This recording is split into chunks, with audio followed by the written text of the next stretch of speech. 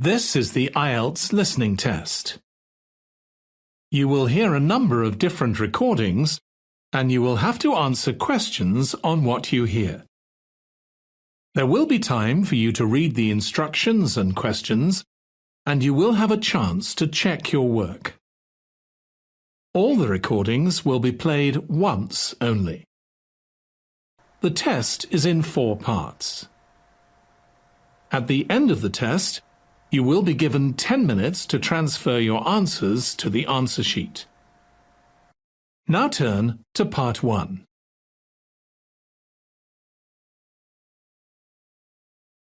Part 1.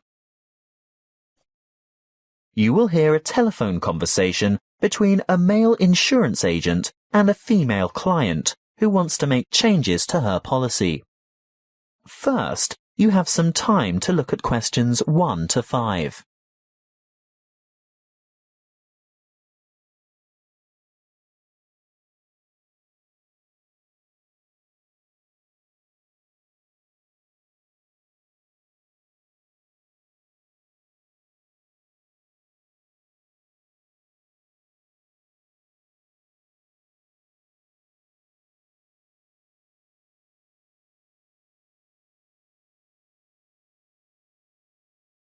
Now we shall begin. You should answer the questions as you listen, because you will not hear the recording a second time. Listen carefully and answer questions 1 to 5. Good morning, Tauber Insurance Company. How can I help you? Good morning. I want to alter my insurance policy. Is that for your house, contents or vehicle? My vehicle. Can you give me the number of the policy, please? Certainly, I have it here in front of me. It's ZQW 5009. And what make and model of car is it? It's a Mazda Marvel. And what's the CC rating? Sorry, what do you mean? How big is the engine? Is it 1,500 or 1,800 cc, for example? Oh, that. It's actually much bigger than that. It's 2,500 cc. Thank you. Now, I just have to ask you a few questions to verify your identity. What name is the policy under? Heathcote. Let me just bring that up on the computer. Yes. Can I just confirm your first name, please? Well, my first name is Lisa, but I'm known by my middle name, Marie. Right. I see both here, but Lisa is the one I want for ID purposes. And your date of birth, Lisa? I mean, Marie.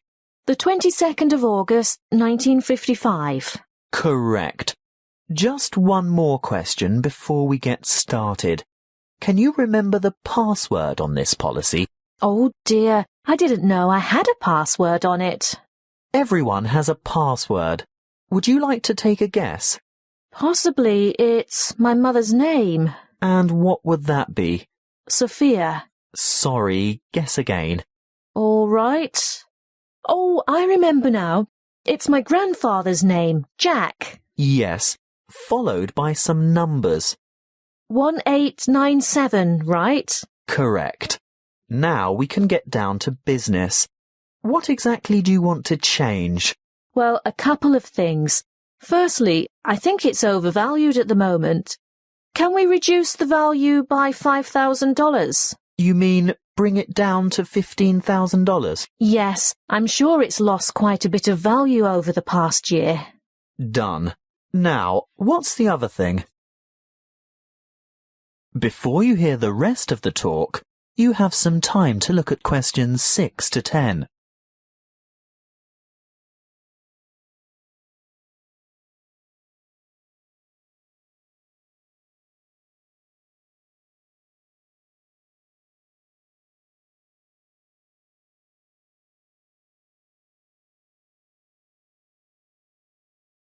Now listen and answer questions 6 to 10.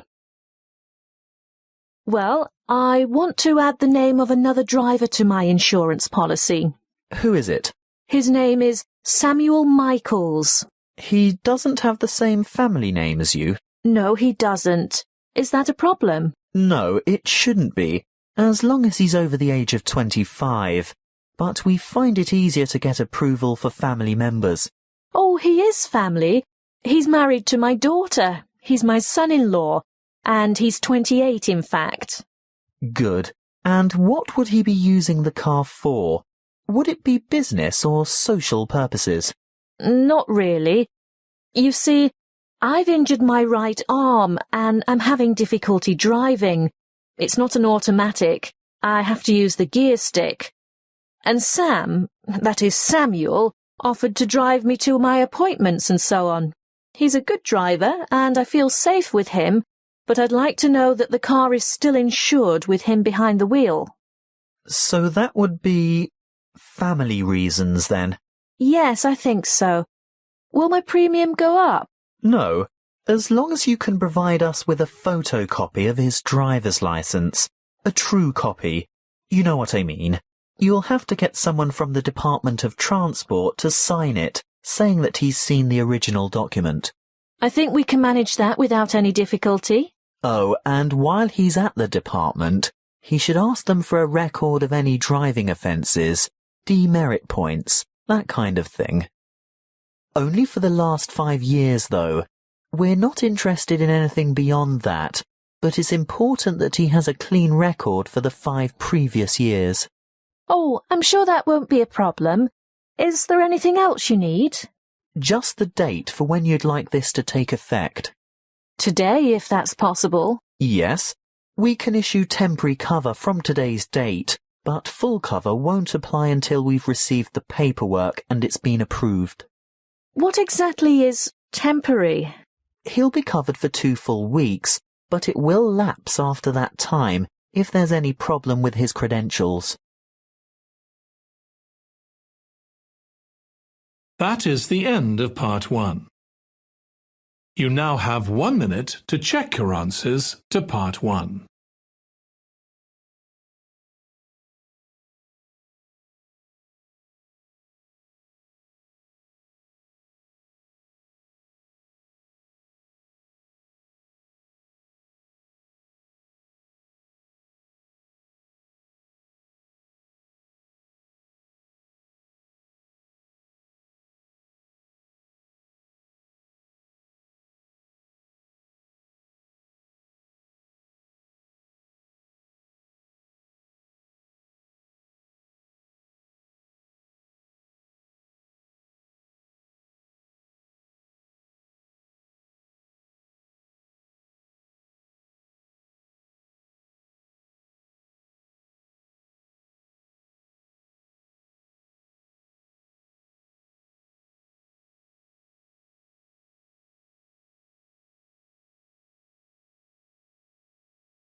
Part 2.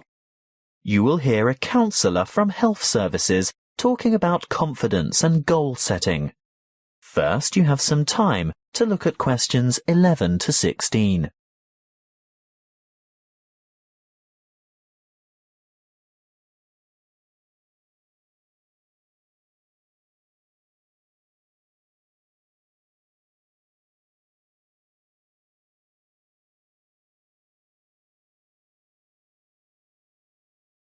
Listen carefully and answer questions 11 to 16. Hello, I'm Jo from Health Services, and I'm pleased to be here talking to you today.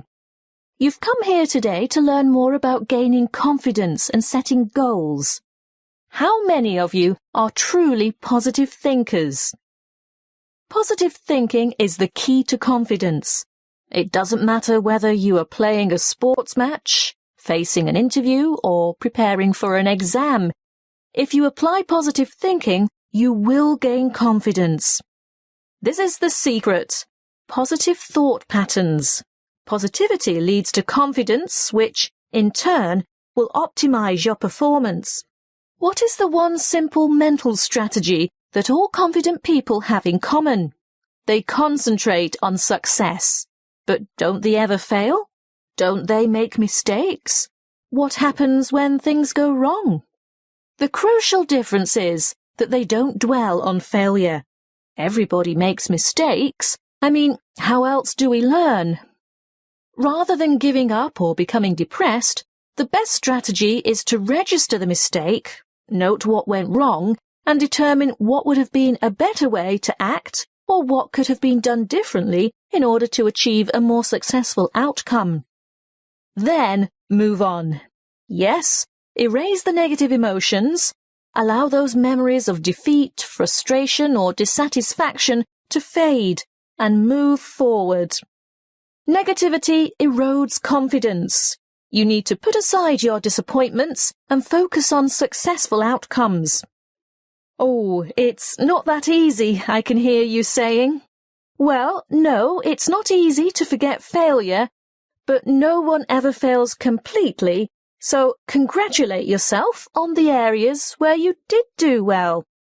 Mentally replay the best bits, even if they're only a small part. Now, there are 2 more things you need to do. Firstly, rehearsal. Yes, you heard me. Rehearsal. Surely only actors in a play need to rehearse their parts? No, the truth is, we all need to rehearse. This is a surefire way to build confidence. Before the match, presentation, the exam, or whatever, imagine yourself performing successfully in that particular situation. And here's the second tip. Look confident. That will always give you an extra physiological advantage. So you can see that mind and body work together on this. You have to think and act positively. Let's talk a bit more about how to look confident. If you have to overcome a challenge, get rid of that anxious expression and rigid posture, those downcast eyes and nervous gestures. Even if you don't feel very self-assured, you can still give the appearance of confidence. Stand tall, hold your head up, make full eye contact, and keep an open expression. Replace the frown with a smile if you can manage it. And those hunched shoulders? Relax those shoulder muscles. If you need to, take a deep breath and stretch to release pent-up anxiety and tension. What if you have to make a difficult phone call, for example? Nobody can actually see you, so does it matter what you look like? Yes, it does. Practicing positive body language will help you cross the threshold into a confident mood. Before we move on to talk about goal setting, it may surprise you to know that once you have set a goal in life, the brain responds with a burst of activity, which we experience as... That's right, happiness. And what happens when the goal is achieved? Yes, there is another burst of activity and another feeling of happiness. Before you hear the rest of the talk, you have some time to look at questions 17 to 20.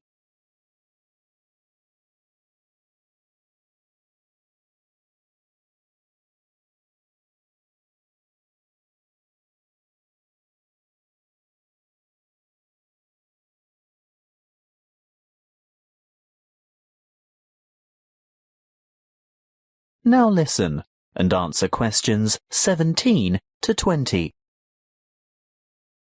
As you can see, the recipe for a happy life is to maintain a positive attitude and keep setting and achieving your goals. So, whatever your goal, whatever it is that you're aiming for, a new job, losing weight, giving up smoking, graduation, you need an appropriate, and by appropriate I mean achievable goal. That's the first step. The next thing to consider is motivation. How do you get going? Well, it's more likely to motivate you if you think of the rewards of success rather than focus on failure or what you might lose. So, you need to establish your incentives. After that, you'll have to work out the various stages and phases that you'll need to go through along the way and prepare for each one of them. If you're not naturally motivated, keep the targets small and achievable. but it really is important to ensure you collect the resources to accomplish the various steps. If you have performed that particular task before, you may already have the resources, or at least know where to get them from. If not, ask someone who has already succeeded. When you have got this far, the next stage is obvious. Yes, you have to take the first step. That's not quite all there is to it, though. The final thing is to remember to keep track of what you've accomplished. In other words, be sure to maintain a progress log. That way you can look back at your previous small successes and watch your progress along the way to achieving your goal. That is the end of part 2. You now have 30 seconds to check your answers to part 2.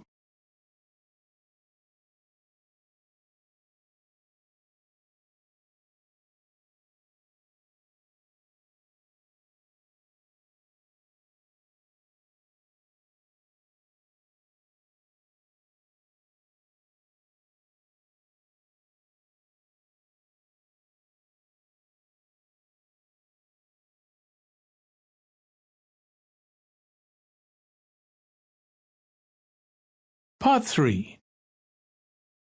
You will hear a conversation between two students and their professor, who is asking them to organise a panel discussion for an upcoming conference.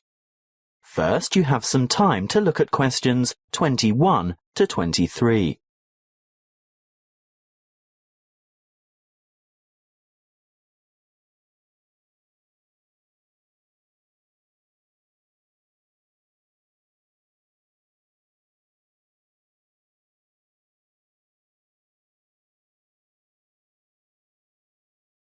Listen carefully and answer questions 21 to 23.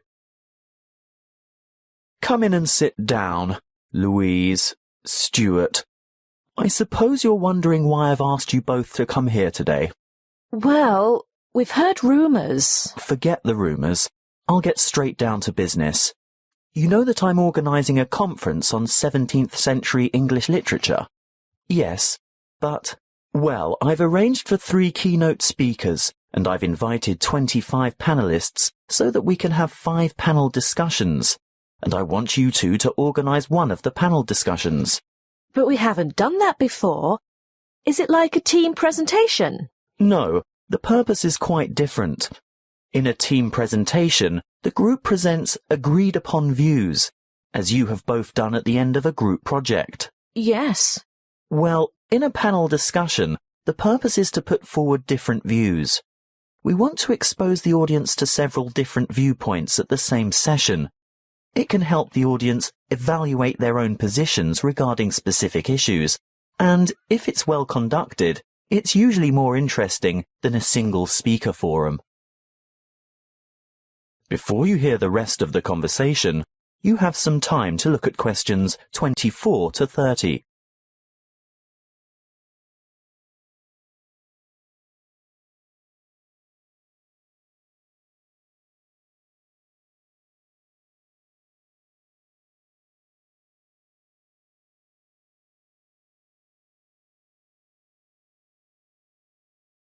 Now listen and answer questions 24 to 30. And what exactly do we have to do? Well, you'll take the role of leader or moderator and assistant. Is that like the role of chairman? Yes, that's it. Sounds daunting. Not at all. I've already done a great deal of the preparation myself. Let me run through the procedure with you. I've singled out an issue that will entail quite some conflict of opinion.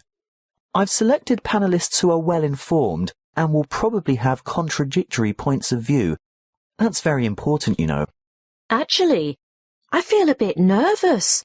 How many panellists will there be? Well, I've invited 5 panellists for each panel because that's probably the maximum number that an inexperienced moderator can handle. But don't worry. I always invite more than we need because you can be sure someone won't be able to make it, so you'll probably just end up with 4, which is a very manageable number. Oh, I see. And I've chosen a moderator. That's you, by the way. Ah, but Stuart will help, right? Yes, I'll get on to timekeeping and whatnot shortly. That's where an assistant is indispensable. But what procedure do we follow to conduct the panel discussion? Don't worry, I was just about to say, I've also settled on the format. What is it? There are various formats that can be followed, but I've always found this one to be very effective. Yes? Okay. Make some notes on these guidelines as I run through them and ask me questions about anything you don't understand. We're ready? Firstly, the moderator introduces the topic and the panelists. But we don't know who the panelists are. Don't worry, I've prepared a short biographical introduction for each one of them, and I'll give you that information tomorrow. Oh, good. Next, the panelists are given a set amount of time to present their views on the topic. I'd say about 2 minutes each should be sufficient. Now, this is where Stuart's timekeeping is going to be important. You have to keep to the schedule all the way through because the lecture room has only been booked for an hour. How do I indicate when the time is up? You stand off to one side of the panel, either with your back to the audience or hidden from the audience, but in full view of the panel and moderator. You have a digital clock or timer, and you hold up the appropriate number of fingers to give the number of minutes. When the time is up, you make a cutting gesture with your hand. Ah, but what if the panelists keep talking? Then that's your job to politely intervene and move on to the next segment, which is the discussion itself. Panelists discuss, ask questions, and react to the opinions of other panel members. This, of course, is their primary function and should occupy about 60% of the allotted time. Stuart will watch the time, right? Yes, because you'll be making brief notes. Why? Well, when the time's up, the moderator shuts down the debate and provides a summary of the discussion. Oh, and then it's over? Well, no. The secondary function of the panel is to answer questions from the audience, and that should take up the remaining 15 to 20 minutes. It's the leader's role to recognise appropriate questions and reject those not related to the subject. During the question period, you must maintain strict control, and this will most likely be the toughest part of the whole job. Oh dear.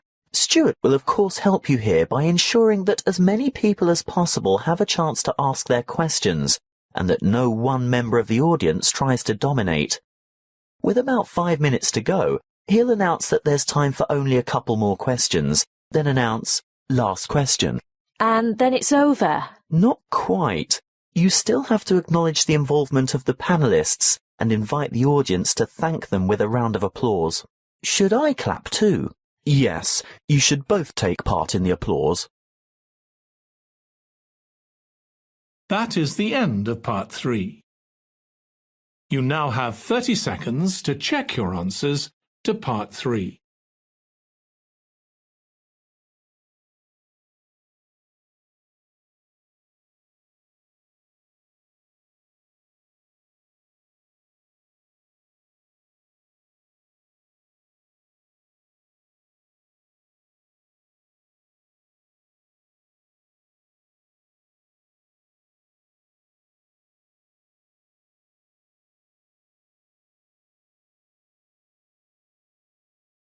Part 4.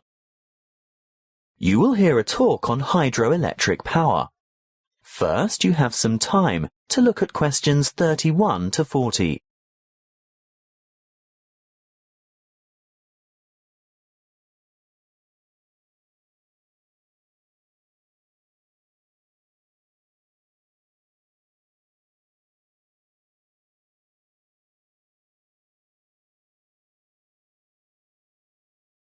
Listen carefully and answer questions 31 to 40. Welcome to our series on renewable resources. The topic today is hydropower. As you most probably know, hydro means water, so we are talking about using water to generate electricity. Of course, there are many ways to generate electricity, but hydropower is important to the community. Firstly and obviously because it's renewable. The Earth's hydrologic cycle of constant evaporation and transpiration provides a continual supply of water from rainfall and snowmelt. The second point to consider is its efficiency. Hydropower plants are able to convert approximately 90% of the energy from the falling water into electric energy, whereas many fossil-fueled plants lose more than half of the energy content of their fuel by way of waste heat and gases. For this reason, they are very efficient. Hydropower is also clean. It doesn't emit harmful gases that contribute to air pollution, acid rain, and global warming. No trucks, trains, or pipelines are needed to bring fuel to the site, and there's no noise pollution either. Furthermore, hydropower plant machinery is fairly simple and runs at slow speeds, which makes it reliable and durable. And hydropower units are flexible also. They have the ability to start quickly and adjust rapidly to changes in demand for electricity, thus enabling them to meet peak loads. But this also allows them to serve as reserve capacity and bring more stability to the power system overall. The dams that provide hydroelectric power also have other uses, such as navigation, flood damage reduction, water supply, recreation, irrigation, and low-flow augmentation, but it's not the purpose of this talk to go into those details. How do the hydropower plants work? Well, a dam is built across a river, which captures water to form a reservoir and raises the water level to create head. Think of head as the vertical distance that the water falls as it passes through the dam.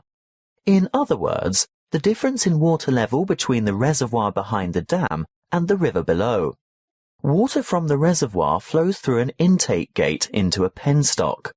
This is a kind of narrow channel which leads to the turbine below. The force of the water causes the turbine to rotate rapidly, which in turn drives the generator to spin and produce electricity.